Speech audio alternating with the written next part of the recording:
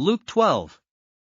Meanwhile, when a crowd of many thousands had gathered, so that they were trampling on one another, Jesus began to speak first to his disciples, saying, "Be on your guard against the yeast of the Pharisees, which is hypocrisy. There is nothing concealed that will not be disclosed, or hidden that will not be made known. What you have said in the dark will be heard in the daylight. And what you have whispered in the ear in the inner rooms will be proclaimed from the roofs. I tell you, my friends, do not be afraid of those who kill the body and after that can do no more. But I will show you whom you should fear. Him who, after your body has been killed, has authority to throw you into hell. Yes, I tell you, fear him. Are not 5 sparrows sold for 2 pennies? Yet not one of them is forgotten by God. Indeed, the very hairs of your head are all numbered. Don't be afraid, you are worth more than many sparrows. I tell you, whoever publicly acknowledges me before others, the Son of Man will also acknowledge before the angels of God. But whoever disowns me before others will be disowned before the angels of God. And everyone who speaks a word against the Son of Man will be forgiven, but anyone who blasphemes against the Holy Spirit will not be forgiven. When you are brought before synagogues, rulers and authorities, do not worry about how you will defend yourselves or what you will say. For the Holy Spirit will teach you at that time what you should say. Someone in the crowd said to him, "Teacher, tell my brother to divide the inheritance with me." Jesus replied, "Man, who appointed me a judge or an arbiter between you?" Then he said to them, "Watch out. Be on your guard against all kinds of greed. Life does not consist in an abundance of possessions." And he told them this parable: the ground of a certain rich man yielded an abundant harvest. He thought to himself, "What shall I do?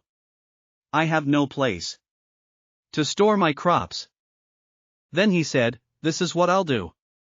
I will tear down my barns and build bigger ones, and there I will store my surplus grain. And I'll say to myself, you have plenty of grain laid up for many years. Take life easy, eat, drink and be merry." But God said to him, "You fool! This very night your life will be demanded from you. Then who will get what you have prepared for yourself? This is how it will be with whoever stores up things for themselves, but is not rich toward God."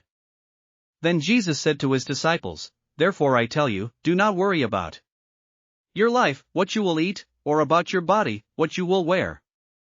For life is more than food, and the body more than clothes. Consider the ravens, they do not sow or reap, they have no storeroom or barn, yet God feeds them. And how much more valuable you are than birds. Who of you, by worrying, can add a single hour to your life? Since you cannot do this very little thing, why do you worry about the rest? Consider how the wild flowers grow. They do not labor or spin. Yet I tell you, not even Solomon in all his splendor was dressed like one of these. If that is how God clothes the grass of the field, which is here today, and tomorrow is thrown into the fire, how much more will he clothe you, you of little faith? And do not set your heart on what you will eat or drink, do not worry about it. For the pagan world runs after all such things, and your Father knows that you need them. But seek his kingdom, and these things will be given to you as well. Do not be afraid, little flock, for your Father has been pleased to give you the kingdom. Sell your possessions and give to the poor. Provide purses for yourselves that will not wear out, a treasure in heaven that will never fail, where no thief comes near and no moth destroys. For where your treasure is, there your heart will be also. Be dressed ready for service and keep your lamps burning, like servants waiting for their master to return from a wedding banquet, so that when he comes and knocks they can immediately open the door for him. It will be Good for those servants whose master finds them watching when he comes. Truly, I tell you, he will dress himself to serve, will have them recline at the table and will come and wait on them. It will be good for those servants whose master finds them ready, even if he comes in the middle of the night or toward daybreak. But understand this, if the owner of the house had known at what hour the thief was coming, he would not have let his house be broken into. You also must be ready, because the Son of Man will come at an hour when you do not expect him. Peter asked, Lord, are you telling this parable to us, or to everyone? The Lord answered, Who then is the faithful and wise manager, whom the master puts in charge of his servants to give them their food allowance at the proper time? It will be good for that servant whom the master finds doing so when he returns. Truly I tell you, he will put him in charge of all his possessions.